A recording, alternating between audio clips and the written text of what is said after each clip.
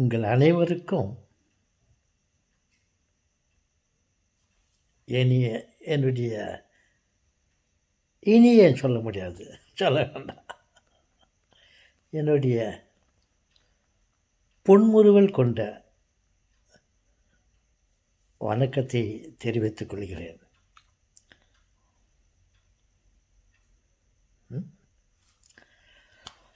நான்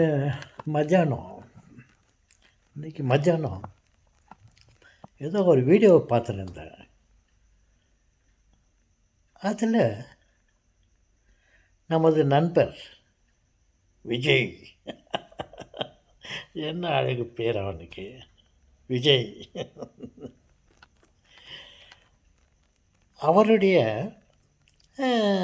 வருமானத்தை பற்றி ஒரு கணக்கு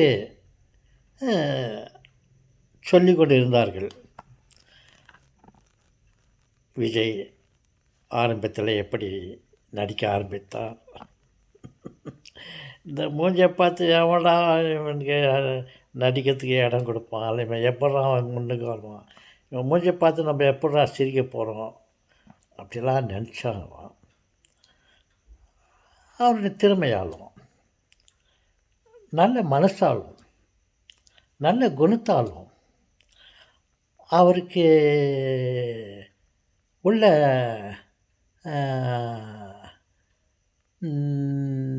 உதவி செய்யும் மனப்பான்மை எல்லாம் இருப்பதால் அவர் வெகு விரைவில் ஒரு நல்ல நிலைமைக்கு வந்துவிட்டார்.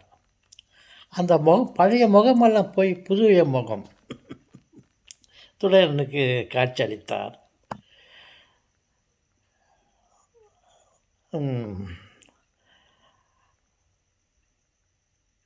ஓகே, அவருடைய பர்சனல் விஷயத்தை நான் சொல்கிறேன்னு நினைக்கல.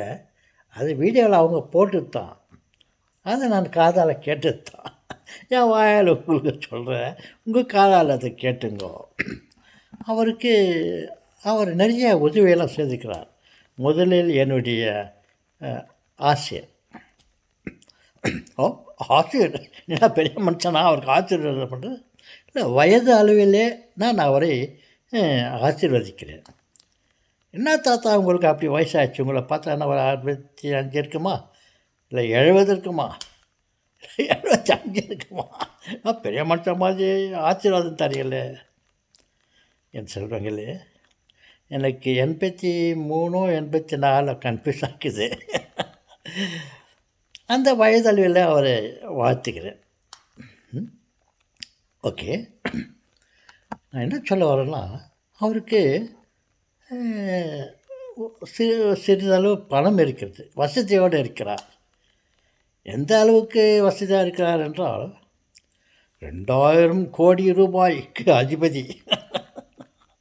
2000 கோடி ரூபாய்க்கு அதிபதி பார்த்தால் சிறிய மனிதனாக இருக்கிறார்.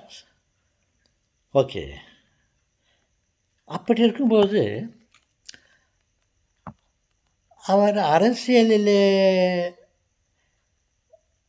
ஈடுபட்டு இன்னும் பெரிய மனிதனாக ஆகலாமா, இன்னும் மற்றவர்களுக்கெல்லாம் உதவி செய்யலாமா என்ற எண்ணமெல்லாம் இருக்கலாம். ஓகே, என் நண்பர்களே, செல்வங்களே, உடன்பிறப்புகளே, அவருடன் மற்ற எத்தனையோ நடிகர்கள், பணம் படைத்தவர்கள், முதலாளிகள் என்று முதலாளுன்னு சொல்ல நான் தெளிவாக தான் இருக்கிறேன். முதல் ஆள் கடவுள். அதனால் இங்கே திருத்தமாக சொல்கிறேன், முதலாளி,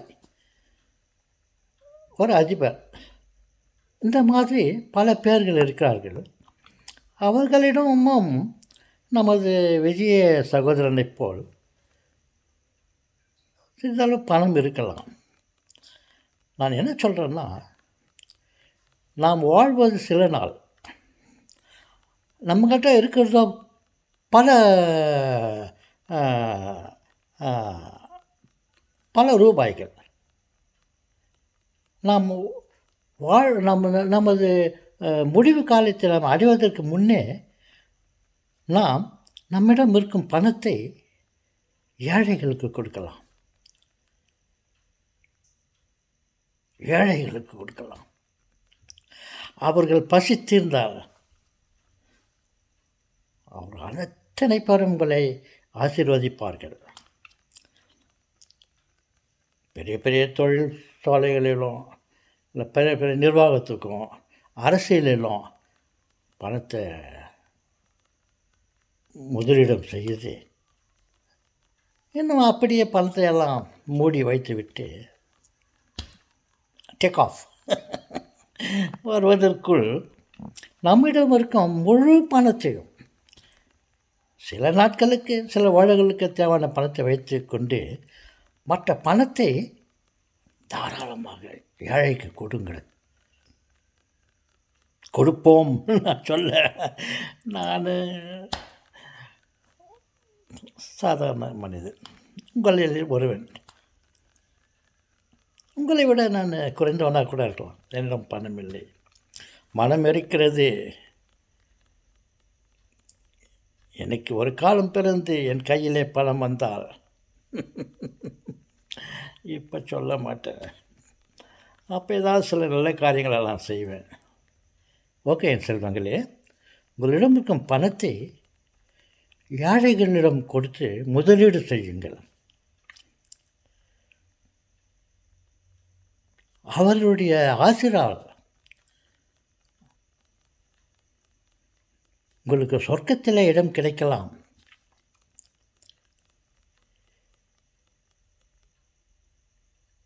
இங்கு சொத்து சேர்த்து வைப்பதை விட சொர்க்கத்தில் சொத்து சேர்த்து வையுங்கள். ஒன்றுமில்லை, ஏழைகளுக்கு உதவுங்கள், அனாதைகளுக்கு உதவுங்கள், வயிறு பசியாளர்களுக்கு சோறு கொடுங்கள். இத்தனை ஆசீர்வாதங்களும் உங்களை வந்து அடையும்.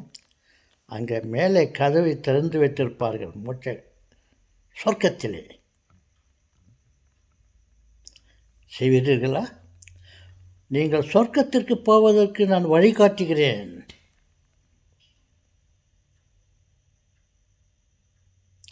சொர்க்கத்துக்கு பார்த்து வழிகாட்டுங்களா தாத்தா? என்ன வழி அது? இப்போ தான் சொன்னேன்னப்பா, நம்மக்கிட்ட இருக்கிற பணத்தை மற்றவங்களுக்கு கொடுங்க. நீங்கள் சாகும்போது உங்களுடைய அக்கௌண்ட்டில் கொஞ்சம் இருந்தால் போதும். நம்ம சாவை எடுக்கிறதுக்கு செலவு பண்ணுறதுக்கு அந்த காசை அவங்க பயன்படுத்திட்டோம். மிச்சம் அத்தனை சொத்துக்கள் இருந்தாலும் வச்சுட்டு நீங்கள் என்னப்பா பண்ண முடியும்? விற்றுங்க. சொத்துன்னு ஒரு பொருளை வச்சுன்னு இருக்காதீங்க. அது இருக்கிற பசியால் இருக்கிற ஏழைகளுக்கு கொடுத்துட்டு நீங்கள் கொடுத்து பாருங்க. உங்கள்கிட்ட இருக்கிற நோவெல்லாம் போயிடும். உங்களுக்கு மன சந்தோஷம், மன நிம்மதி கிடைக்கும். வாங்குவதை விட கொடுப்பதில் ரொம்ப விஷயம் இருக்குது. அதை செய்கிறீர்களா?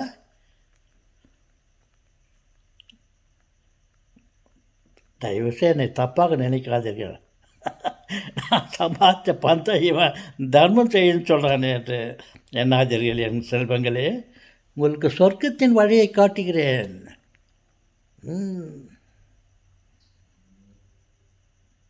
நீங்கள் சாகும்போது உங்கள் கையிலே பணம் இருக்கக்கூடாது. பணம் படைத்தவனுக்கு சொர்க்கத்திலே இடமில்லை என் சகோதர சகோதரிகளே. அந்த பணத்தை ஏழைகளுக்கு செலவழியுங்கள். சேரிட்டியா அது என்ன ட்ரீயா தெரியல எனக்கு. உதவி செய்யுங்கள் என் நண்பர்களே. வணக்கம்.